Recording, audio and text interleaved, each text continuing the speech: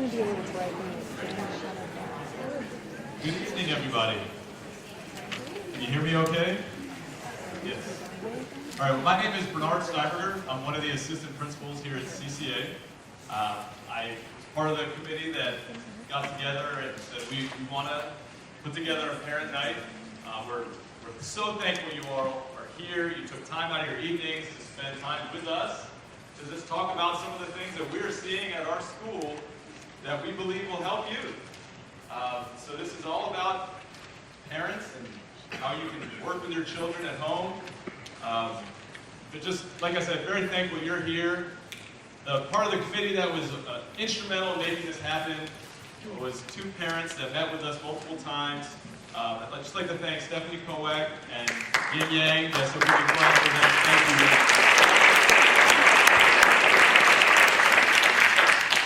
Their input has been instrumental in making this happen, and honestly, we're hoping to make this a series. So this is the first time we're doing something like this year, and we're looking to see how this goes. So please feel free to share feedback with either myself or Mr. Colleen over email.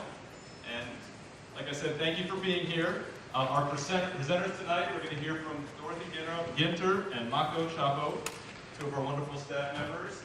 April Maniscalco is here from our counseling staff, and Stephanie Kowak is going to be presenting as well. We were hoping to have a student panel at the end, but we've been hearing from our students today that for students that graduated, they wanted to come and help out, but some things come up last minute, and then two others weren't sure if they were going to be able to be here on time. So we'll see. We'll be happy to take some questions from you all at the end of our presenters. And with that being said, I'd like to introduce our fabulous Brett Colleen, Principal Extraordinaire. Thank you. I want to echo his sentiment. We're so thankful you're here tonight. We know you're super busy. You could be many places. You could actually be eating dinner right now. Maybe you're supposed to be at one of your kids' events. So we understand that to carve out some time to be here this evening, it means a lot to us. And we're here for one reason. We love our kids, right? And I'm a dad too. Every day I come on this campus, obviously I have the lens of principal, and I'm working on figuring that job out after about 19 years of being in administration. The job I think that's harder for me is being a dad. I've got a 20-year-old, I've got an 18-year-old, and I've got a 15-year-old, two boys and a daughter. And they teach me things every day. And so I'm here, yes, presenting some things and trying to set a tone of accessibility, but I'm learning too alongside you. And just appreciate that we're here together. We realized in kind of putting this programming together that we do a lot on this campus with respect to wellness and connectivity with our kids and with our staff. Where we have a gap is connecting directly with you. And so that's why we're very thankful to our parents who got involved in our wellness programming to help facilitate this outreach. And like Bernard said, we don't want this to be a one and done. We want to continue to offer programming of interest to you, so you will come out and you will connect with us and we can be partners in helping our kids thrive. So amazing things happen on our campus every day. And we think our kids can do it all. And sometimes they put on a face, we see them at different events, we see them in class, we see them walking across the campus, and they make us believe that it's easy. And on a superficial level, we may think that that's true. But actually, they might be carrying a lot with them. I'll do a simple poll right now. For how many of you was being a teenager easy? I never seem to have left high school, but I don't want to repeat it. It was a challenging time to be a teenager, even under the best of circumstances. So when you're carrying a lot and there's all these expectations, no doubt they're carrying some things with them and they need us to support them. One of our students recently said in a school psych council meeting, wonderful young lady, and I won't mention her name, but she said, we want to please our parents. And that was a very interesting thing to hear. First, it was very refreshing, right? Wow, they want to please us as parents. But it also kind of depends as parents where we set the standards for how we think our kids are defining success. And so if they're trying to please us, and the standards are insanely high, that can be very difficult for them. But I thought that was neat, because sometimes when I talk to my kids when they come home from school at the end of the day, how was your day? It was fun.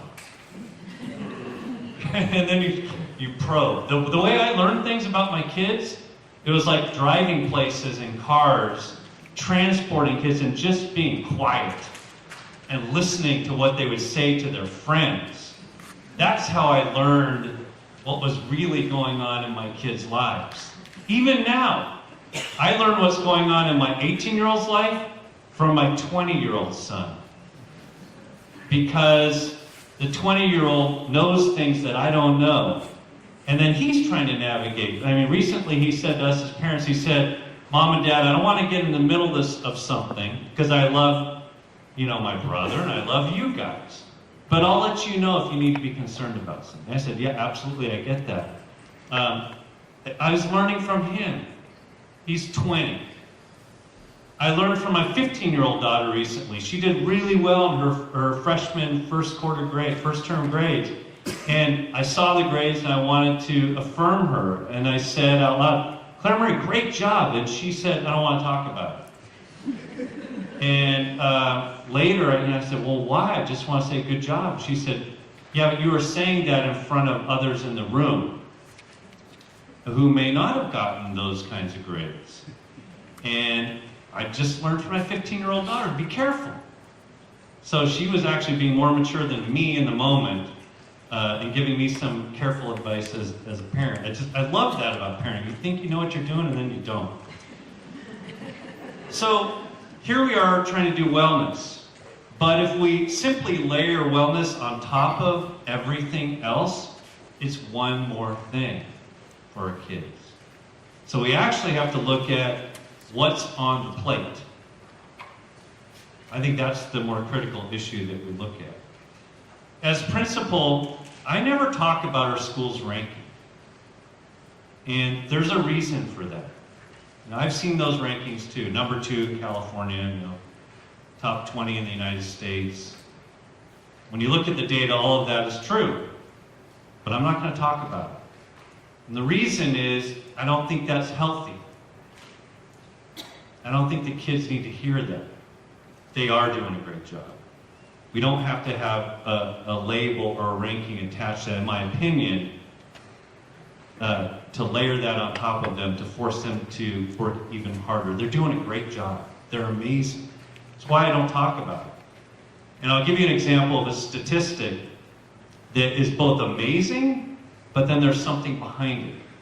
So if we look at last spring's Advanced Placement Administration, our 10th, 11th, and 12th graders took nearly 3,000 AP exams. That is highly abnormal. It's amazing. 3,000 AP exams. Perhaps more phenomenal is the pass rate. 94%. So our kids took multiple AP tests, 3,000 of them, with a 94% pass rate. What am I going to say? All right, guys, we need to take 3,500 AP tests, and we need to bump that up to 97%. I'm not going to say that. That's insane. So I talked to some students in one of our journalism classes about this statistic, and many of whom take all of these tests and classes. And I asked, okay, guys, that's an amazing statistic. Raise your hand if in the course of taking all those AP tests, you got enough sleep at night, that you had time for friends, that you had ample time to get your other homework done, that you had ample time to engage in extracurricular activities. They started laughing. Why? Because they knew it was true. It was a little out of whack. And so sometimes we need to diffuse, I would argue, some of that intensity so that our kids have space and time to be kids. And so, with your help, I envision a slightly different kind of scenario over time. What if we were known as a community of healthy, happy, balanced, inquisitive, and thriving kids? Even if our kids took fewer than 2,900 AP tests, and even if the pass rate didn't go up, I'd be okay with it. In fact, as a dad, I'd be very happy about that. So, I want to thank you for being here and being a part of this conversation. It's an important one to have. And I look forward to hearing from this wonderfully diverse panel of great people who are here tonight to present to you. So thanks for being here. Very happy you're here this evening. It's my pleasure to welcome up here our school psychologist, Dorothy Ginter, and school social worker, Mako Chapo. It's wonderful to have you guys here.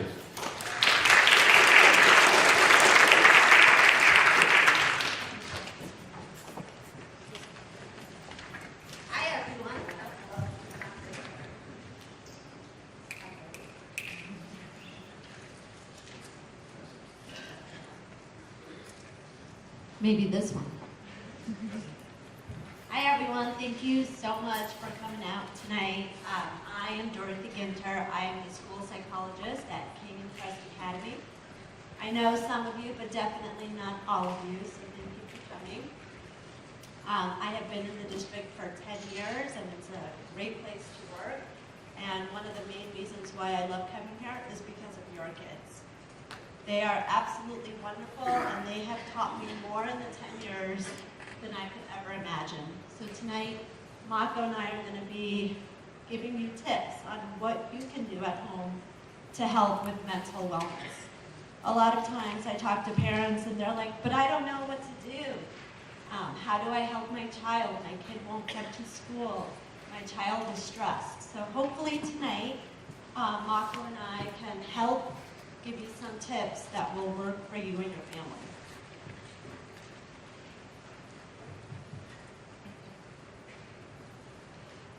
Okay, so create a sense of belonging. Kids want to feel connected.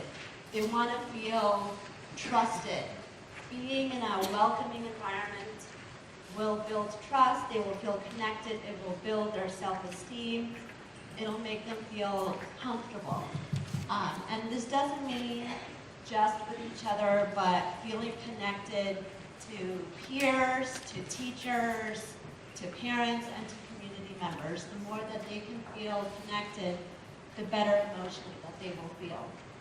And we asked, can you all hear me? Okay.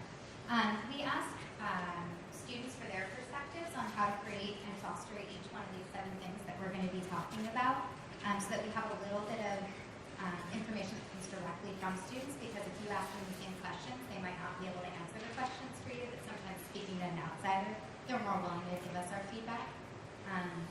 So one of the things that they said is really helpful for them, where parents have been successful at creating a sense of belonging, is be there emotionally, but if there's a time where they don't want to talk about something, to kind of recognize that they'll come around. And so that is one thing that students said can really help them in order to kind of feel a sense of belonging, is kind of giving them the space to come around to share things as they need to. All right, promoting resilience. So in life, tough situations happen. Whether they're small or they're big, it's normal to deal with tough situations in your life.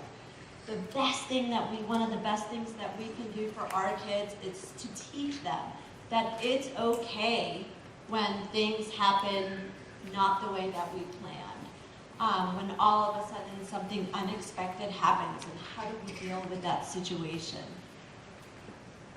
One great way to work with your students is you can role play with them situations. Like if something tough happens, how are you going to communicate that? How are you going to talk to your teachers? Or how are you going to talk to your friend to overcome a really difficult situation? By feeling connected, by feeling like they can come to you and talk about something that's really hard, and reassuring them that it's okay. When tough things happen, we'll build resilience, and relationships are an important factor to that, having that communication. And when you do communicate with your kids, a lot of times I hear the kids complain, well, I talked to my parents, but they weren't listening. They were on their phone, or they were distracted doing something else. I would encourage you to take the time and put your phone down and have good eye contact, really be there to listen. There's a lot of research, I think, that also shows that when it comes to overwhelmingness or stress in general, that a lot of people think that the way to deal with it is to either handle it or not handle it. And there's a lot of good research that shows that instead of kind of avoiding a situation that's overwhelming, doing it and tolerating the extent to which you're able to do it, and accepting, doing the best that you can possibly do, really kind of promotes this kind of factor of resilience. And so it was interesting when we asked our kids to give us a response about what promotes resilience. How do your families promote resilience? There were two big things that came up, and one of them didn't really seem to make sense to us, but supporting pacing. And so I think for a lot of our kids, they almost want to do everything, and that makes them feel resilient, but kind of thinking through how can they do a little bit at a time and how can they slow down seems to be something that they kind of want support from their families with. And then the second thing that came up, which is really interesting, is don't do my laundry. And so I think we had a lot of seniors who we talked to, and they talked about how overwhelmed they feel in general about kind of entering into adulthood, and how the things that they really appreciated when they were younger are not necessarily things that have been as easy to anticipate now that they're kind of thinking about taking these big steps to be more independent. And so trusting them to kind of do the amount to which they can do. And so there was a really good quote at some point that the kids were talking about where they said, when people do things for me that I can do for myself, it teaches me to doubt my own confidence. And so in general, kind of supporting, letting kids make their own mistakes, letting them wash their clothes and forget to put them in the dryer. And that seems to be what a lot of our kids kind of want, the ability to make mistakes in order to kind of support their ability to problem solve and figure it out in the future. Develop competencies. And I want to talk about two things here. One is competencies related to academics, to sports, to hobbies, to interests. But the other one that is just as equally important is their social interactions with other people. Having them feel confident in the friendships that they have, having that trust with their friends and with their parents. The more connected that they feel with other people, the more success that they're going to feel. With communication and with social competencies, you can practice with your kids good communication skills, using a good volume, having the good body language. Most of our, over 90% of our communication is not necessarily the words that we use, but our nonverbal language, our body language. So the more that they can feel successful in their interactions with academics and with social interactions, overall they will feel much better emotionally. And overall, one thing I think that we should have said at the beginning is that you're all developing huge amounts of competencies by just being here and wanting to be knowledgeable and wanting to think about what you can do to support your kids. So thank you so much for, in general, taking an active interest in this topic. Ensuring a positive, safe environment. Bullying is something very serious. When kids feel bullied, they don't feel successful, they're scared, they don't know what to do. Please encourage your kids to reach out to somebody who's maybe not being kind and letting them know, like, hey, knock that off, be kind, be respectful. Being kind to other people actually makes us feel better. A great way to build happiness is do something for somebody else. It may sound simple, and it is simple. And when I'm talking about kindness, it doesn't need to be something huge, even as little as holding a door for somebody, saying thank you. asking somebody how their day was at the grocery store. Anything like that will definitely help with how they're feeling and working together. And I think two major things came up from a student perspective around this. And one was, I thought this was a really sweet quote. So, when I'm stressed, do small things to let me know that you care, rather than bringing up the stress. Some stress is unavoidable, but the coolest thing is when I know that my mom realizes it and makes me something small and leaves it for me.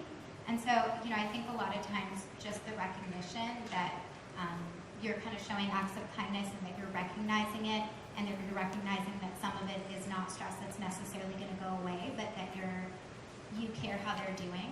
I mean, kids notice that, and they do tell us.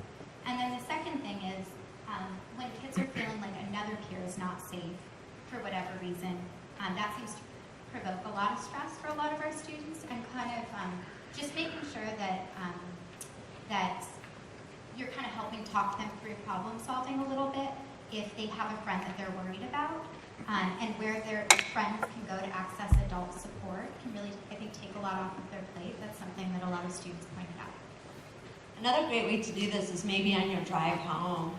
Your kids are there. You can ask them, like, what did you do kind for somebody today? Who made you smile today? Why did they make you smile? How did they make you feel good? Who did you make feel good?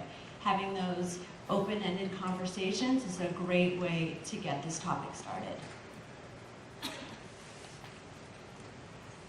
Okay, teach and reinforce positive behavior and decision making. So this goes back to a lot of the problem solving, catching our kids doing good things. Our kids are doing good things all the time. And it doesn't mean reinforce them when they do something huge, but it could be something very little, like, hey, our neighbor told me that you helped cut his grass today. That was really kind of you. With problem solving, if your kids are struggling with this, ask them a question like, well, how big of a problem is this? Is it just going to impact you?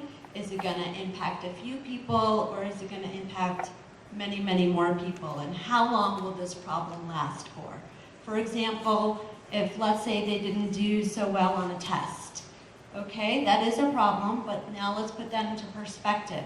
If there's a huge tsunami, that is a huge problem because it impacts a lot of people, and the problem is going to take a long time to resolve. So giving your kids some more perspective on how big or how little of a problem is will help them become better problem solvers. By show of hands, has anyone ever heard of John Gottman? John Gottman was this man, and he kind of talked a lot about this positive regard and kind of positive interactions and how important they are.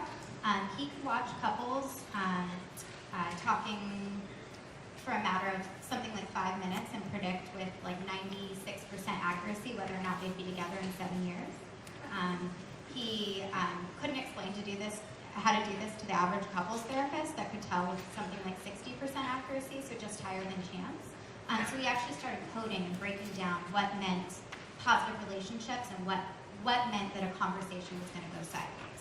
Because he didn't have to watch this couple when they were fighting, he just watched them talking for 5 minutes. And so he was trying to break down what meant positive dynamics and what meant, less positive dynamics. And what he was able to show is that there are 4 major things that will get in the way of positive dynamics. And he was mainly talking about couples, but they later extended it to families at large.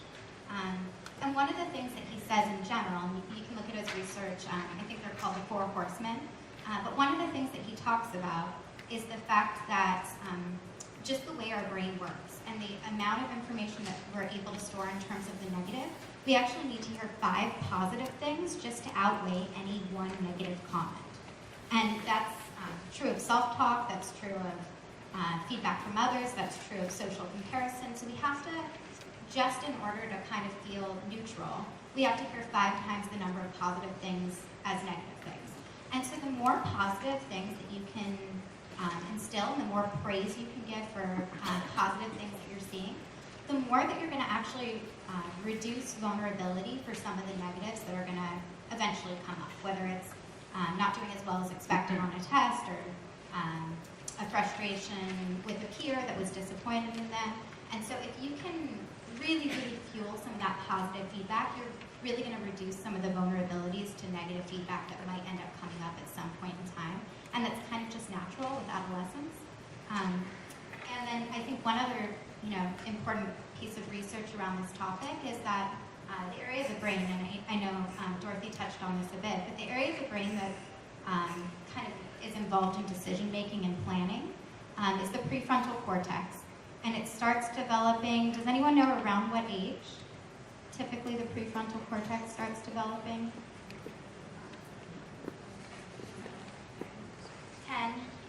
Any other guesses? 25. 25 is when it actually stops developing. So it starts developing typically at about 14 years old. Probably for a lot of our kids that are really mature, it might actually start a little bit earlier, but on average, the prefrontal cortex, which is the area of the brain where we regulate impulses and slow down, starts developing around 14 years old and continues to develop all the way up until we're 25. And so it's the area of the brain where we really use a lot of rational decision making and where we have a lot of control over our emotional impulses. And so with that, one really big thing that can happen is to speed up the ability to kind of support decision making, really talking through steps. With kids, a lot of times we have kids that are so mature that we think this just comes naturally, but the brain development really doesn't support that. And so brainstorming pros and cons, helping kids list out what different choices they have, evaluating their choices and then selecting the best option are things that we think might come really naturally, but things that we really, especially for our younger kids, 14, 15, that can be really helpful. And I also wanted to bring up something really important, is self-advocacy. And that is allowing our students to have a voice when there is a problem or a situation. If your student comes to you and says, I forgot my homework again, I don't know what to do. My recommendation, instead of being like, you know what, I'm so sorry you're going through this, let me write your teacher a quick email. No, have them do it. And it's okay if the email is not perfect at first and if they make mistakes, but this will gain confidence to your students and they will feel more able to communicate when there is a situation going on. And if they're not comfortable doing that, say, I'll help you with the first email, I'll sit down with you, let's do it together, but eventually I want you to do this on your own. And if you want your students to talk to teachers when there is a concern going on, another great strategy would be to, why don't you write to your teacher and let them know that you want to talk to them tomorrow during lunchtime. So then it helps them facilitate that conversation, but it will also help independence and it will help them become really, really good problem solvers. And it's okay if that email is not perfect the first time or their interaction with the teacher doesn't go as planned. That's how they learn.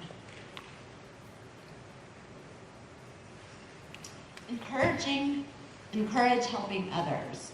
So this talks about pro-social behaviors. So one way to do this is to get your students involved in volunteering, whether it's at the animal shelter, at the homeless shelter, wherever they can, is to do things for other people. Because like Mako mentioned earlier, one of the best ways to make ourselves feel better is to do things for other people. It boosts their self-esteem and makes them feel really good. Do a lot of your kids here volunteer in the community? Yeah.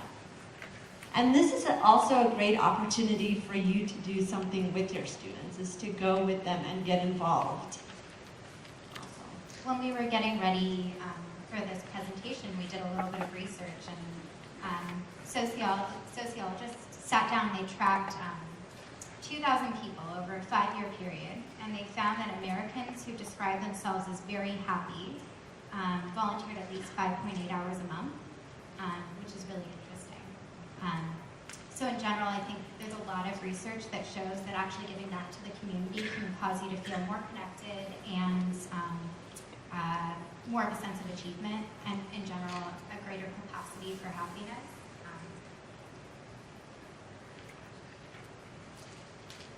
encourage good physical health. All right, parents, we're going to take a quick survey, just out loud, shout it out. How many hours of sleep do you think your teenagers need? 12. 10, 9. All right, pretty good. So teenagers actually need about 9.5 hours of sleep. Ouch. I would find that this is one of the biggest complaints that the students that I work with say that they're tired. I didn't get enough sleep. I don't want to do this. And sleep is one of the most important things our kids can do. So 9.5 hours. So if, let's say we want to wake them up at 6:30 in the morning, that would mean a 9 p.m. bedtime. Ouch. Yeah. So how many of your kids are going to bed at 9 o'clock? 10 o'clock? 11? 12? 1? 2? What's that? It seems that they're completing their breaks. Oh, my friends sleep at 2 o'clock. I was sleeping at 3 o'clock. Yeah. No, it's definitely a big deal, and sleep impacts a lot of different things. For example, memory. So for our students who are saying, but I gotta get my homework done, I need to study for this test. Guess what? When you don't sleep, you're not gonna remember. Go to bed. Setting up a bedtime routine is huge. And not only during the week, but also on the weekend.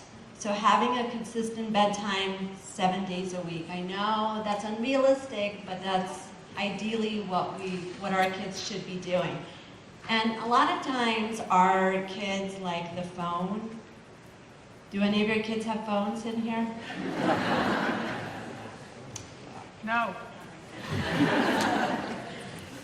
So they should be putting their phone at least 1 hour before bedtime. What happens is if our kids are on their phone and they go to bed with their phone, one, they're going to get distracted and stay up later, but also our brains don't just shut down and go to bed when we want it to. By taking that technology away, taking the phone away, is really, really going to help them with their bedtime routine. And as parents, it is okay to say, you know what, Wi-Fi gets shut off at 10 o'clock. So that is totally okay, it's something to do. And not only is sleep important, but also eating healthy and getting physical exercise. I hear a lot of times my students say, but I was playing such a good video game and I just needed to get to the next level and I was so close. 5 hours later, they're still playing. Make them go outside, and it doesn't mean being on a sports team. It doesn't necessarily mean going to the gym. Go for a walk. If they have a dog, have them go for a walk with the dog. Encourage them to reach out to friends and do something physical. This will also help a lot of those good feelings in our brain. And when we ask kids what we should tell parents about sleep, they said, tell them to leave me alone and let me sleep when I want to. And so I'm going to alternate that with what some of the research says. But some of the research does say that it's less important that you tell your kids to go to sleep, and it's more important that you talk about how. On average, according to research, 15% of teenagers are getting less sleep that they need when they actually report, according to some data. And so, in general, I think a lot of times, kids tell us that they might say they're getting more sleep than they are. And so what's less important is talking about getting sleep, and what's maybe more important to talk about is why it's so important to get so much sleep. There's a lot of research that shows not just that memory improves, irritability improves, in general, consistency on performance and testing actually improves when kids are getting enough sleep. And so kind of being knowledgeable about why sleep is important, and instead of sharing that it's important to go to sleep, really sharing about the benefits. And for a lot of our kids, they do share that they're staying up, not necessarily always on electronics, but sometimes studying. And a lot of times that they're not being honest about haven't gone to bed because they know their parents are concerned about them getting sleep. But instead of maybe sharing as much about keeping with the routine, really kind of sharing about why.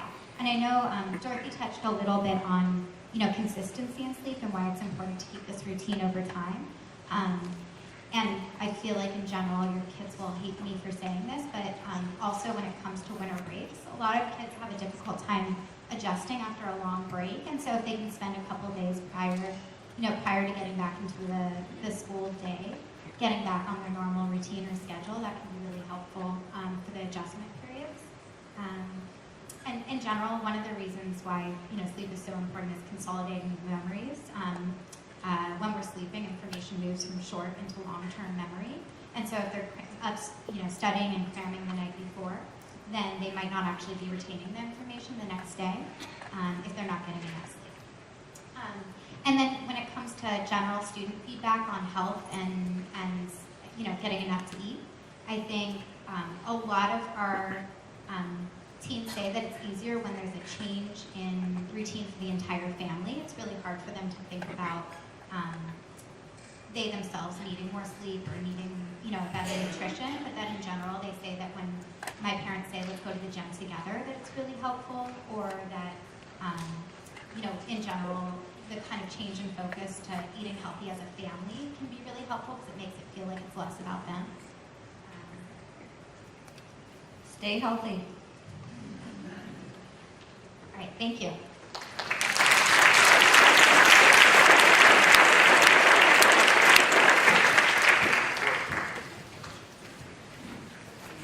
All right. Thank you, Dorothy and Mako. Weren't they great, everybody? They're fantastic with our students. We're so lucky to have them. Just something I failed to mention earlier was that we are recording this. You may have seen the cameras in the background. So this will be available on our website along with the presentation and some resources to share. So look for an email that's going to come out with a link. And with that, I'd like to introduce April Maniscalco, one of our wonderful counselors here at CCA. We have an amazing team.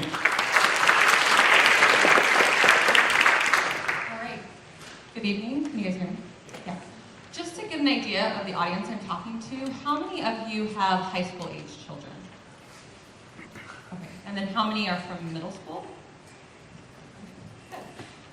So like Mr. Steinberger said, I'm April Maniscalco. I'm one of the counselors here at CCA.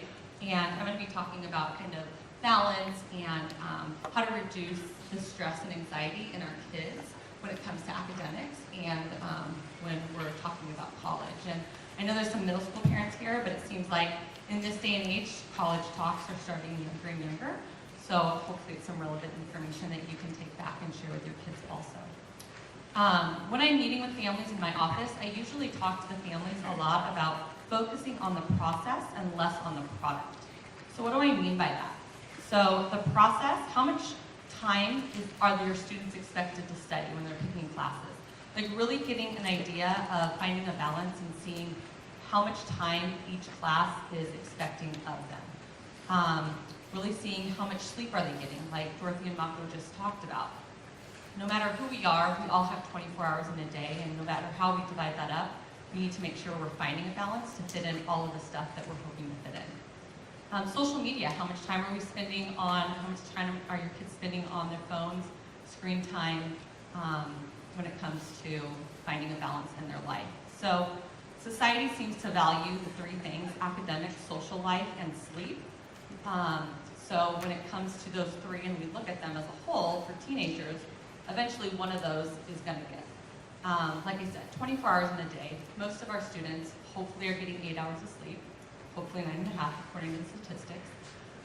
So if they're sleeping for 8 hours and they're at school for 8 hours, they have 8 hours left, right?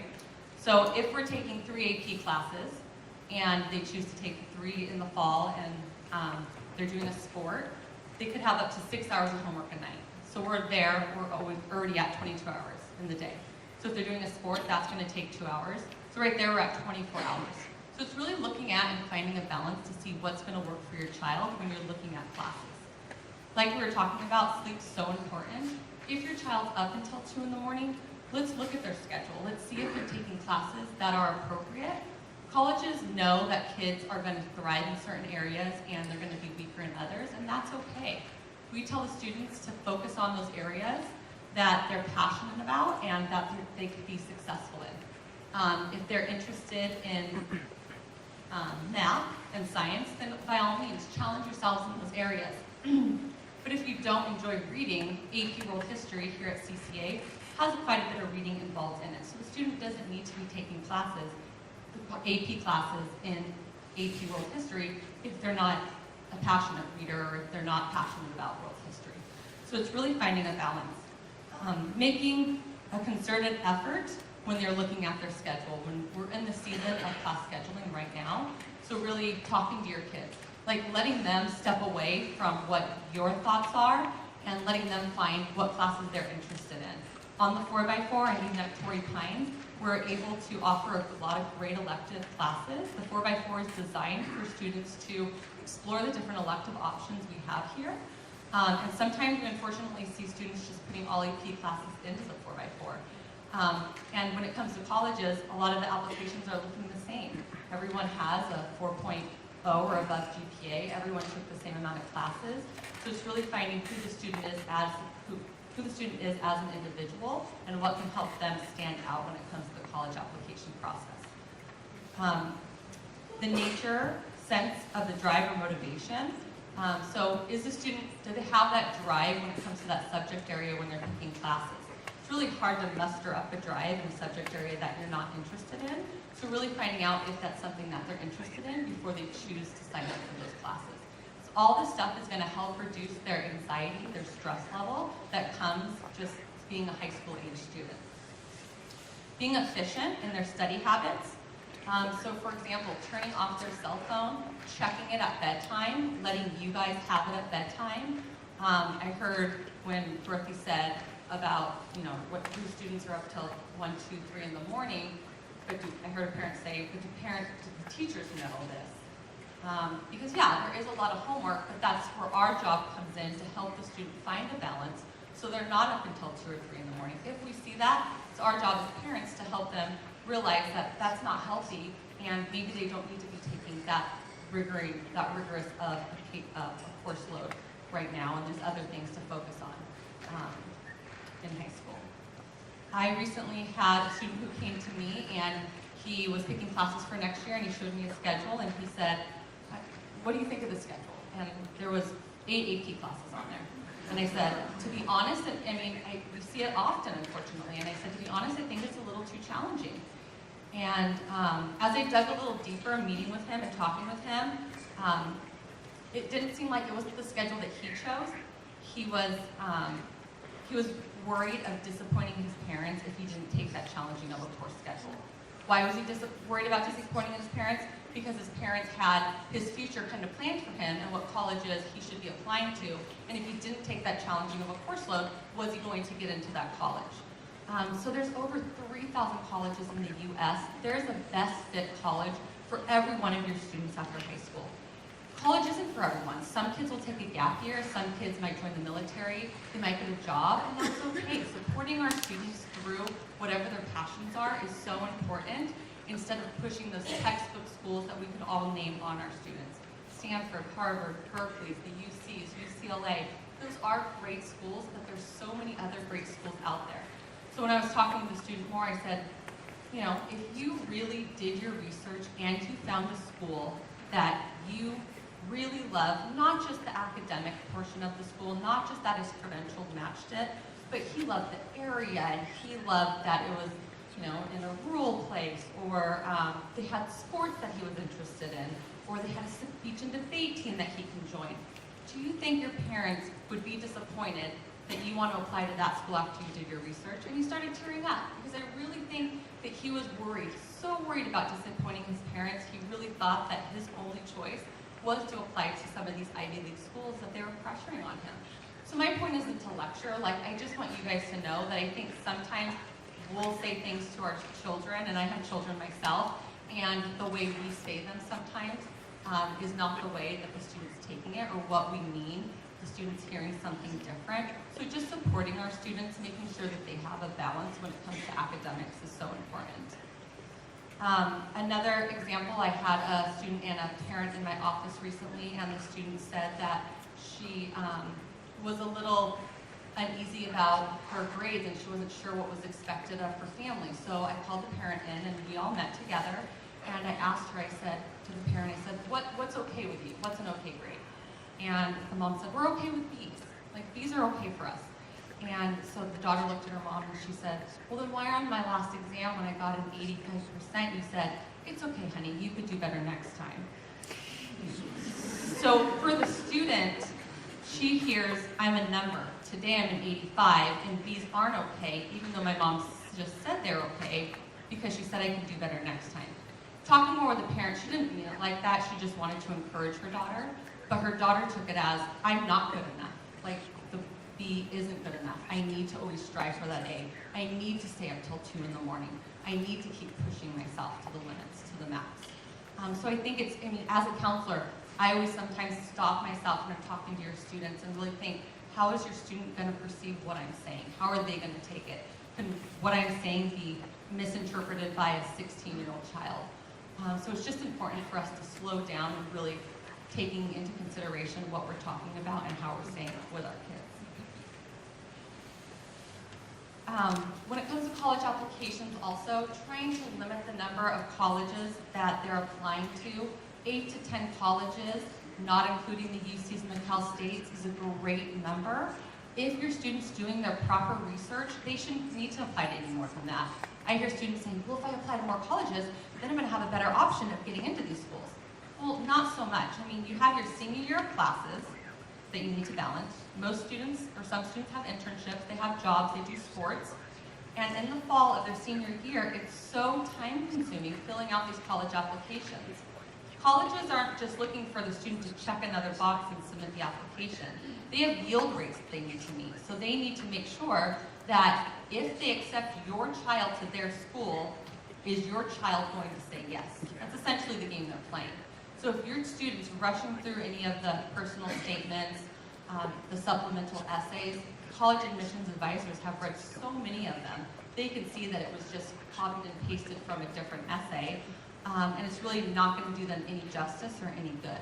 So if they really slow down, take the time, look at the colleges, look outside of their credentials, obviously make sure their SAT, GPA, ACT score meets the average for the school, but also looking and seeing if the student is a surfer and they don't like the cold weather, they're probably not going to want to move to the East Coast. So you might want to rule out the school. I think sometimes we just think about the name of the college or the reputation it holds instead of seeing, this is 4 years of my child's life, and honestly, it's some of the best years of their life, I'm sure most of you guys can agree, that they're going to be spending, and they really want to be able to enjoy those 4 years and hopefully get the most out of it. Same with applications as well, making sure that they're limiting their applications, just that's why I say no more than 8 to 10. The UCs and Cal States are essentially about fill out one and you send it to all. That's why I'm saying I'm excluding those.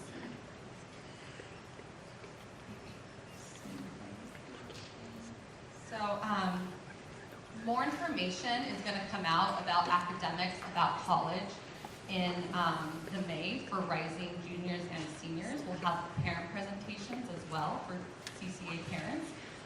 So you'll be able to get more information on that then.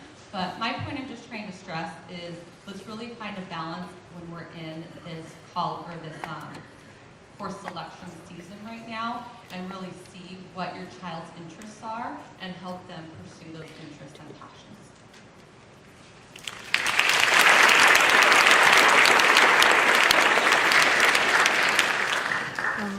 Thank you, April. Another great presentation. I just want to remind you guys why we're here. We're here to make sure that you're able to support your students at home, and hopefully some of this information has been extremely valuable to you. I feel like we're nodding our heads over here, looking out in the audience and seeing a lot of head nods, so we appreciate your support. And with that, I'd like to welcome Stephanie Koak, a parent who's helped us out, and she's got a presentation to share with you as well. So thank you very much, Stephanie.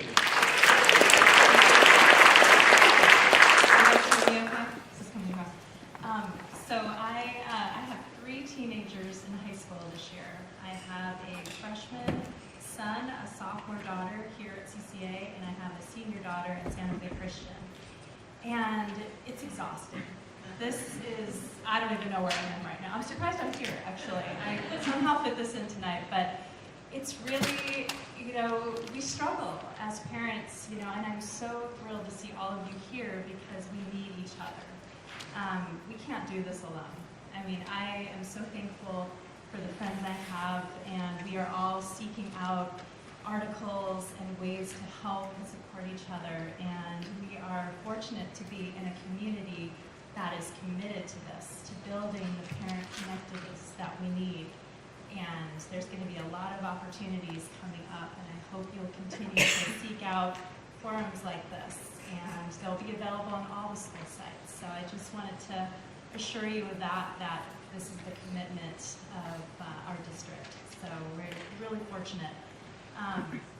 For myself, I mean, I'm listening and learning so much. I mean, I'm so impressed, and I just wanted to really thank, you know, everyone for speaking tonight. We just got so much information, and I'm sure you're all trying to sort of process what we just heard and how we apply this to our lives with our kids. And, you know, it's having 3 kids, they are completely different kids, each one of them.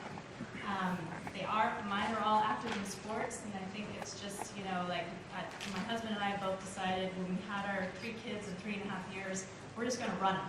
We're just going to keep running them until they're tired, and then we'll just put them to bed tired, you know, and that's how we're going to cope. And so that's sort of what we filled their extra time with, was being active in sports. And but, you know, now going through this process with a senior, and I really wish I would have talked to April before this year, because it's been tough, and I really need to make myself, especially with my senior daughter, more available and really listening for her concerns. And just the other night, you know, I'm at the computer at the end of the day, just trying to return some emails, and she walks past and she's just like, I'm done, I can't do this, I hate homework, I'm done with school.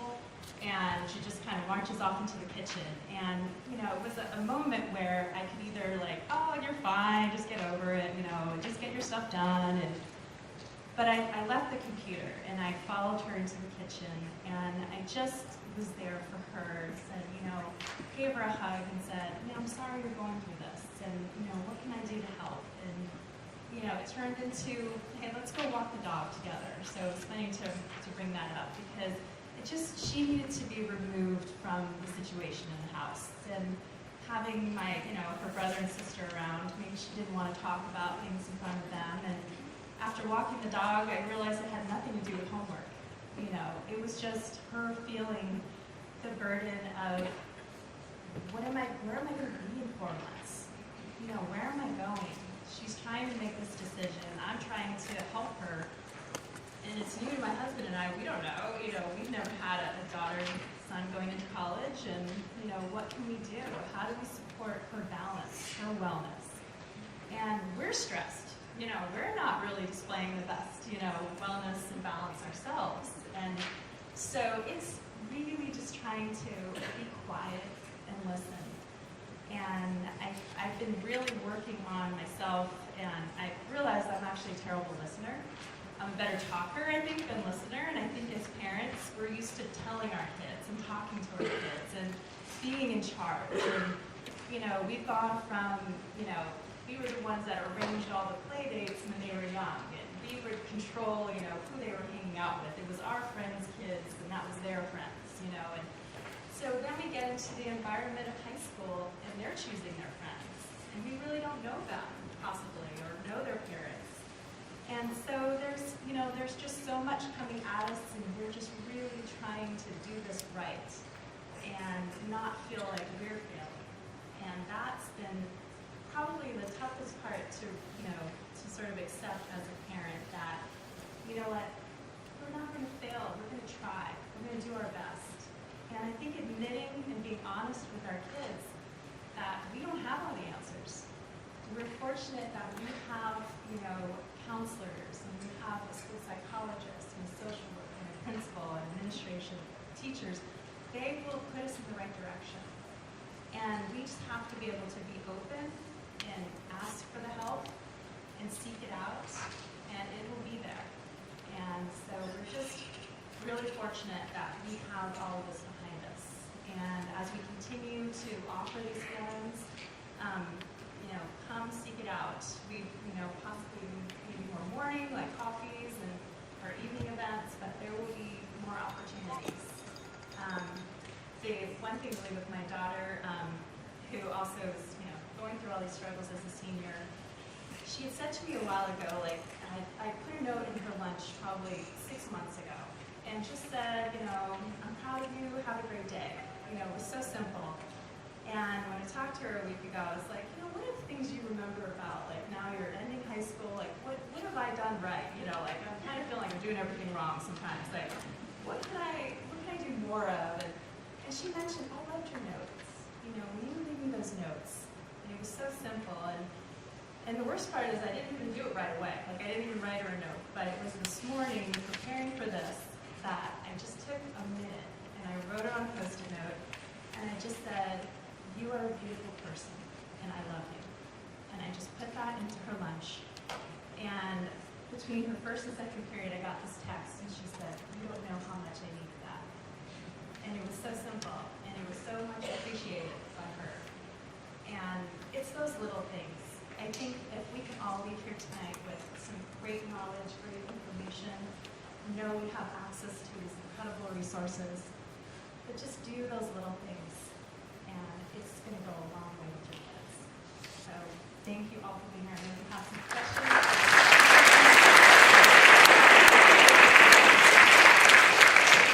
All right, thank you, Stephanie.